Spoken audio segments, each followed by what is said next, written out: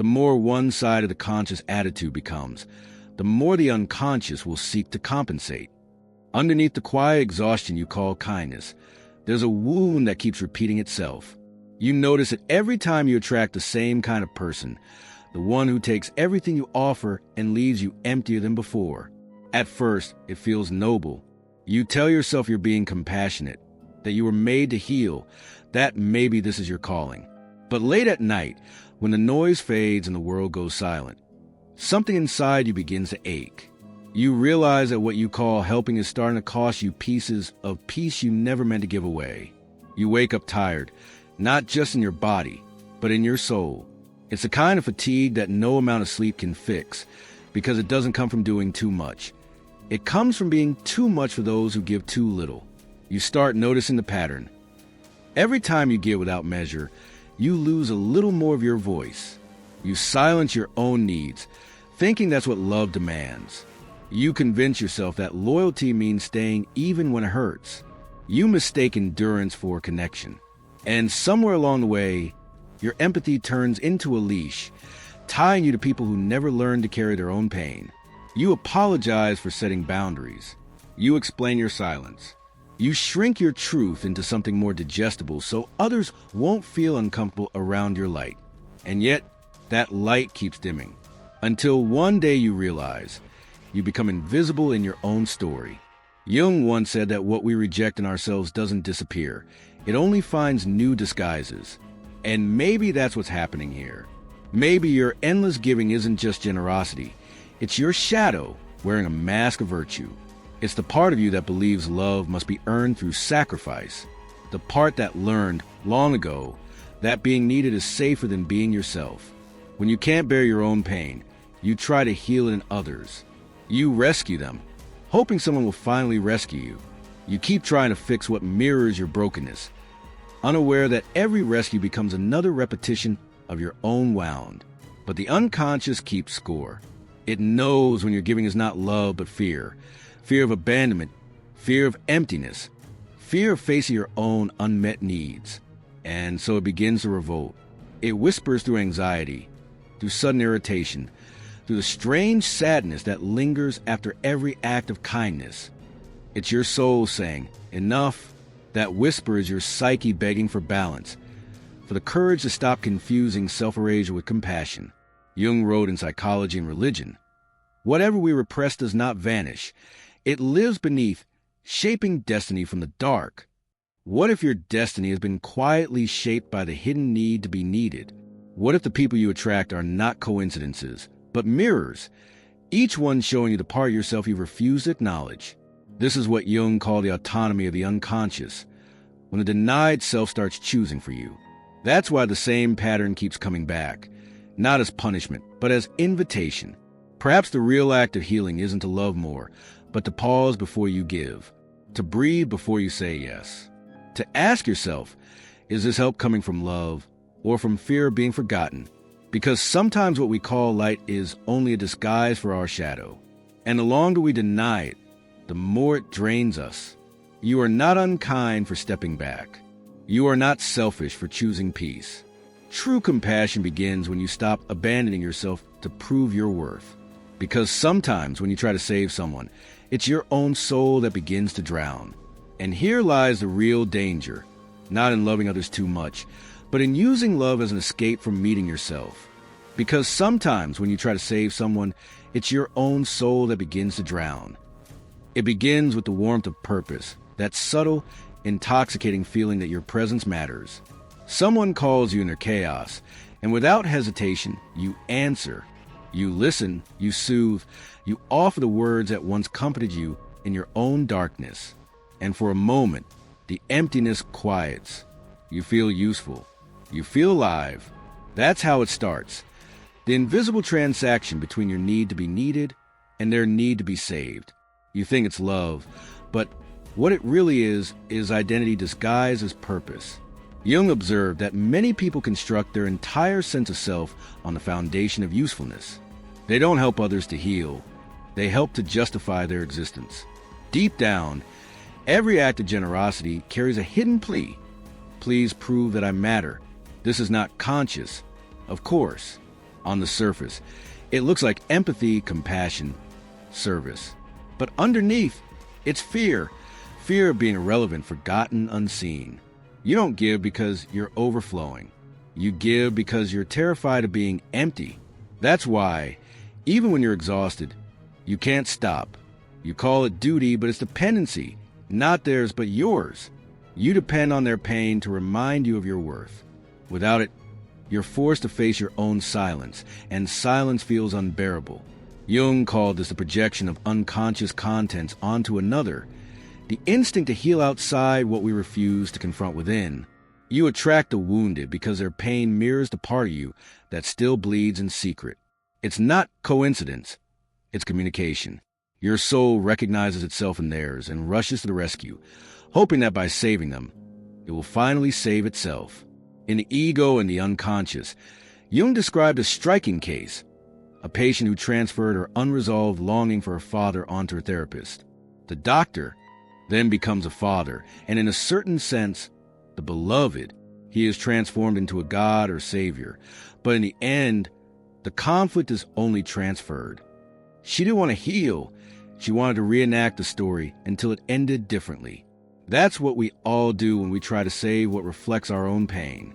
We rewrite our trauma through the bodies of others. We dress our wounds in someone else's skin and call it compassion. This is the secret birthplace of the savior complex, the most seductive form of self-avoidance. It lets you play divine while quietly begging to be redeemed. It cloaks your loneliness in purpose, your shame in light. You say you're here to help, but what you're really doing is bargaining with your emptiness. You keep others close not just to comfort them, but to escape yourself. Every person you rescue becomes a shield against your own reflection. And yet, this role comes at a devastating cost. Because the moment you stop being useful, you feel like you vanish. When others heal, you don't feel joy, you feel replaced. You start to sabotage your own peace just to feel indispensable again. You create crises to keep love alive. It's a cruel paradox. The very people you long to help become the lifeline that keeps your illusion alive.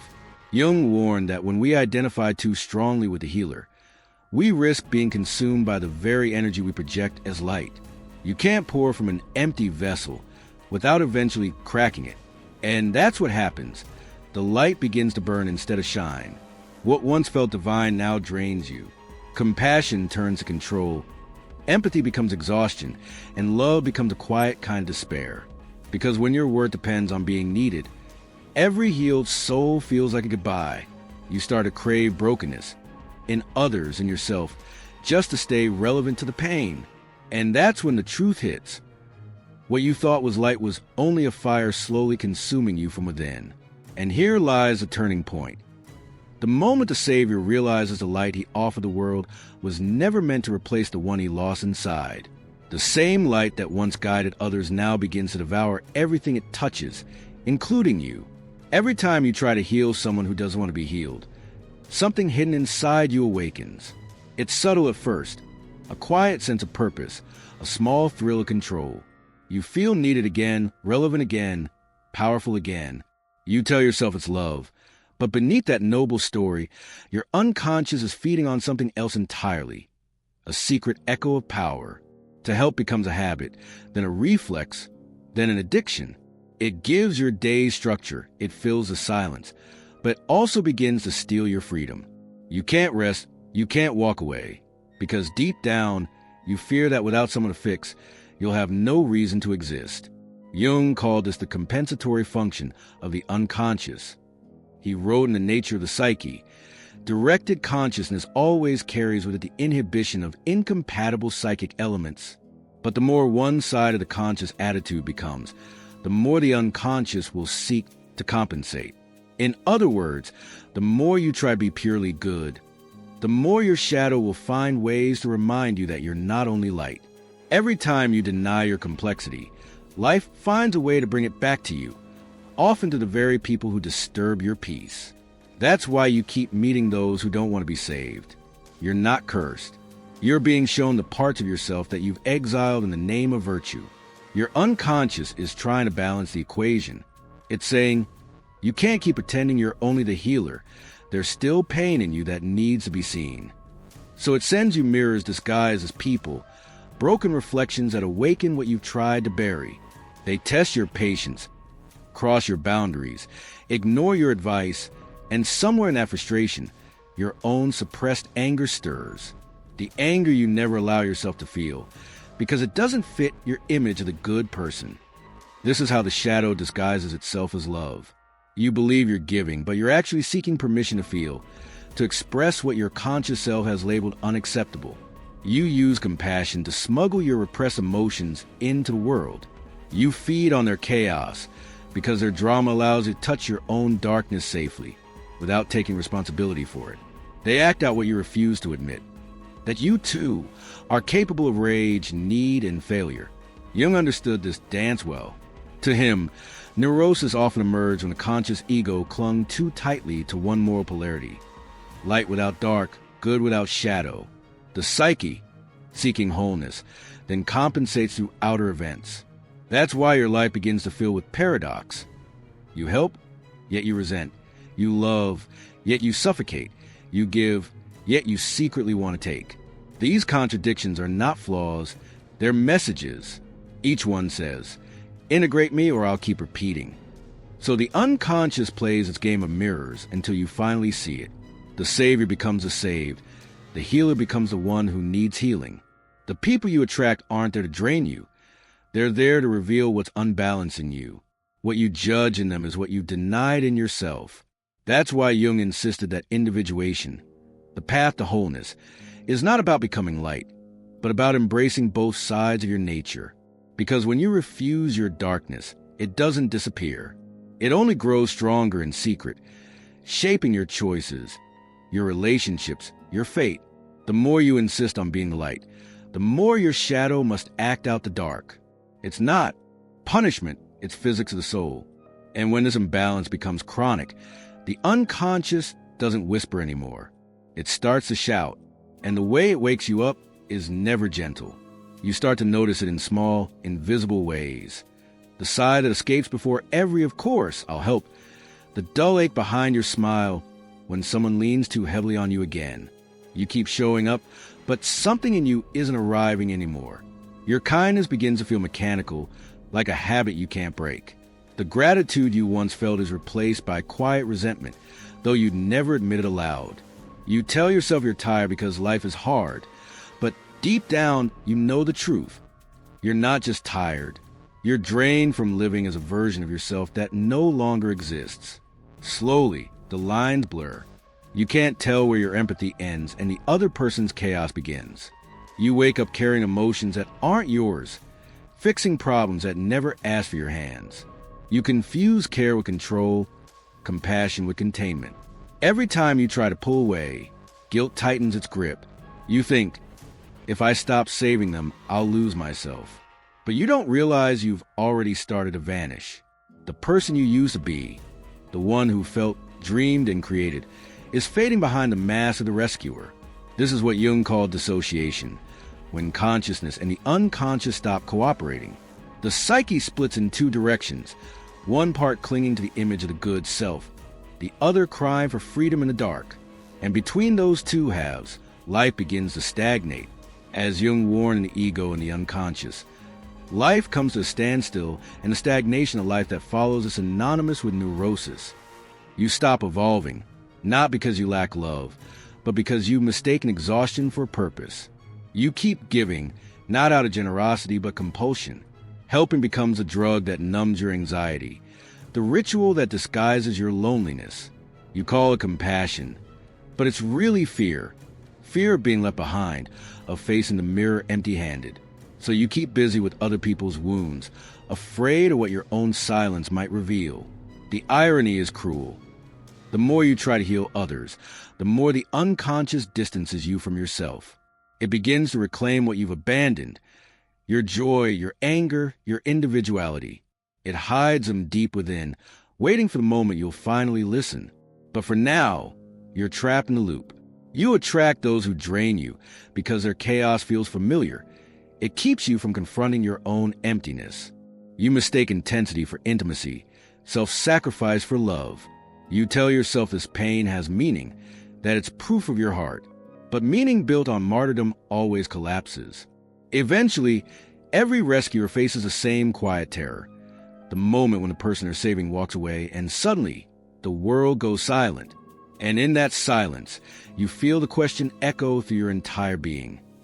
Who am I if I'm not saving someone? You look around and realize your identity has been stitched together by the needs of others. Your worth depends on their wounds. Without them, you feel invisible. That's when you sense the full weight of the prison you built, not of bars, but of beliefs. You didn't just lose energy. You lost connection to your own soul. But Jung discovered that even this emptiness has purpose. The psyche doesn't punish, it educates. When life stalls, it's because the unconscious is asking for new alignment. The same walls that trap you can become the doorway to integration. And that doorway begins with one simple, terrifying act. Looking at the mirror without the hero's disguise. Because only when you see who you are without the need to save can you begin to meet the one person you were always meant to rescue. Yourself. Jung called this journey individuation. The sacred process of return to wholeness by integrating what you've denied, rejected, or feared within yourself. It's not a linear ascent toward perfection. It's a spiral, moving through the same lessons again and again until they become lived truth. You fall into the same patterns, not because you failed, but because life keeps inviting you to see them with new eyes. Jung wrote in The Nature of the Psyche, the new attitude acquired tends to become inadequate, for life must be conquered again and again. That's the essence of transformation. No single awakening is final. The work of becoming whole must be renewed each day in the quiet choices that seem small but reshape everything. The first step is recognition. This is where the illusion begins to crack. You finally admit that your desire to save others is not a divine calling. It's a signal from your own wound. You recognize that the urge to heal someone who refuses help often mirrors your own refusal to heal yourself. That realization stings because it exposes how your light was never as selfless as you believed. But that honesty is liberation. To name your shadow is to begin freeing it from secrecy. Jung taught that consciousness expands each time we dare to look at what we've hidden. Recognition is not about shame. It's about reclamation. You can't integrate what you continue to exile. Next comes integration. This is the work of holding opposites, the strength and the weakness, the giver and the taker, the saint and the sinner. Integration is not perfection. It's partnership. You begin to see that your light only has meaning because of the darkness that surrounds it. You stop dividing yourself into good and bad parts. You learn that your shadow isn't your enemy. It's your teacher. It carries the energy, instinct, and vitality that your conscious self has suppressed in order to appear lovable. Jung said that every light casts a shadow, and every shadow hides potential gift. Integration means standing in the middle, where compassion no longer demands that you disappear, and boundaries no longer feel like walls. Then comes conscious action. Awareness alone is sterile if it doesn't reshape how you live. So you begin to move differently. You help, but without losing yourself. You choose when to stay and when to walk away. You say no without apology and yes without resentment. Each decision made in alignment with your truth restores psychic energy that was once scattered in other people's dramas. Jung believed that every conscious no is a form of spiritual purification, a return of life force to the self. This is the moment when responsibility becomes reverence. You no longer act from guilt, but from grounded clarity. And then there is silence, the most misunderstood step of all. Silence is not absence, it's incubation. When you stop talking, fixing, explaining, and rescuing, something ancient begins to move within you. Jung saw this withdrawal of the conscious was as necessary for deep transformation. Some healings happen not through action, but through surrender. In silence, the unconscious finally has space to breathe, to rearrange, to integrate what the mind could not control. What once felt like emptiness slowly becomes peace. You learn to let others walk their own path, to let life unfold without interference. In that stillness, you rediscover the strength that doesn't need to prove itself through sacrifice. These steps are not moral commandments. They are psychological movements. They don't make you a better person. They make you a realer one. Individuation isn't about escaping your humanity, but embodying it fully. It's about realizing that the divine and the flawed coexist within the same breath. Each time you choose truth over performance, boundary over guilt, rest over rescue, you move closer to the self, the inner nucleus of balance that Jung described as the organizing principle of the psyche. And yet, at the very edge of this awakening, a new danger appears, a subtle one. After the first moment of clarity, you may begin to feel invincible and enlightened. Above the chaos that once ruled you, you start to talk like the self while still thinking like the ego. This is the false dawn of transformation, the seductive illusion that knowledge equals integration. The ego loves to wear the mask of light. It adopts the language of healing while quietly preserving control. It says, "I've transcended," when in truth, it has only rebranded its dominance. And this is where many seekers get lost, mistaking intellectual awareness for embodied wholeness, mistaking comfort for freedom. The ego doesn't vanish when you awaken. It evolves, it adapts, it hides behind spiritual insight. It whispers, "You are healed," so you stop digging. But Jung warned that the self cannot be possessed. It can only be lived. Because before your shadow becomes your teacher, it will try one last time to become your disguise. The moment you begin to free yourself in the role of savior, a new set of illusions quietly waits for you. They come dressed not in pain, but in light. You start to feel lighter, clearer, stronger, and that's good. But growth, like light, casts new shadows. The ego, clever and adaptable, doesn't disappear when you awaken. It simply changes its disguise. Jung called this the inflation of consciousness, when awareness expands faster than humility, and the ego mistakes spiritual insight for transcendence. The first trap is ego inflation. After years of living in self-sacrifice, the sudden clarity of awakening can feel intoxicating. You start to think you surpassed your past, that you now live on a higher plane of awareness. You see others still trapped in the same patterns and feel subtly superior, less human, more enlightened. But that pride is just the shadow reasserting itself. Jung warned that when the ego identifies with the self, it becomes swollen, godlike, and detached from reality. The danger is an awakening. It's mistaking awakening for arrival. You were never meant to rise above humanity, but to stand more deeply within it. Then comes the moral isolation. You begin to withdraw from the noise of the world, calling it energy protection. You cut ties, silence your phone, and build walls around your sensitivity. Solitude is essential for healing, but when it becomes avoidance, it turns into exile. What you call boundaries may slowly become barriers. The difference is subtle but profound. A boundary protects life, while a wall suffocates it. Jung would say that individuation doesn't mean escaping the collective, but learning to stand in it consciously. You're not here to transcend connection. You're here to purify it. And then there's spiritual regression. This one is tricky because it feels like authenticity.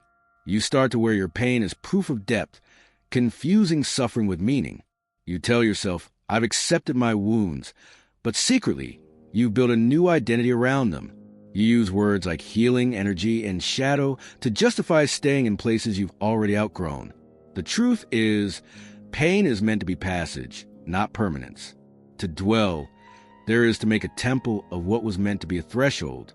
Jung warned that the danger of consciousness is believing itself cured. He wrote in The Nature of the Psyche, "Man needs difficulties. They are necessary to his health. Without friction, the soul atrophies. Without tension, the psyche forgets." How to grow. The purpose of awareness is not comfort, it's capacity. You weren't meant to escape challenge, but to meet it with eyes open. The storm you once feared becomes your teacher. No illumination is real without confrontation. To integrate the shadow is not to conquer it, but to stay present while it speaks. True healing doesn't feel holy, it feels humbling. It strips away your stories, your pride, even your imagined wisdom, until you stand bare before life itself. Jung understood this humility as a form of grace. The ego resists it because humiliation feels like death. But that's where the alchemy happens. When your image of perfection shatters and something vast, quiet, and real begins to breathe beneath it. Because it's on the floor of the soul that humility grows. where you stop asking to be special and start longing to be whole.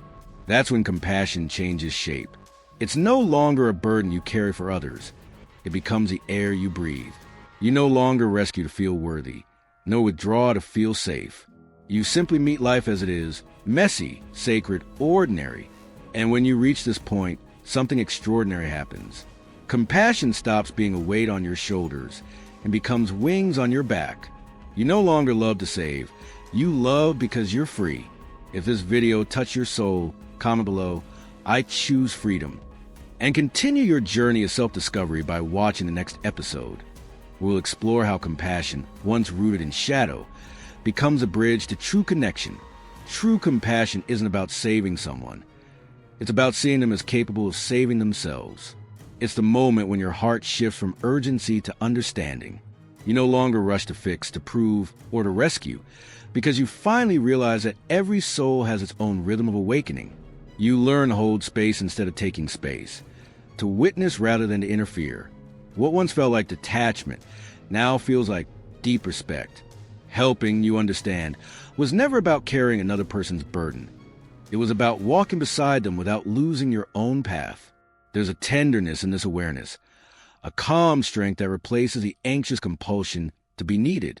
You no longer define love by how much you sacrifice, but by how much freedom it allows.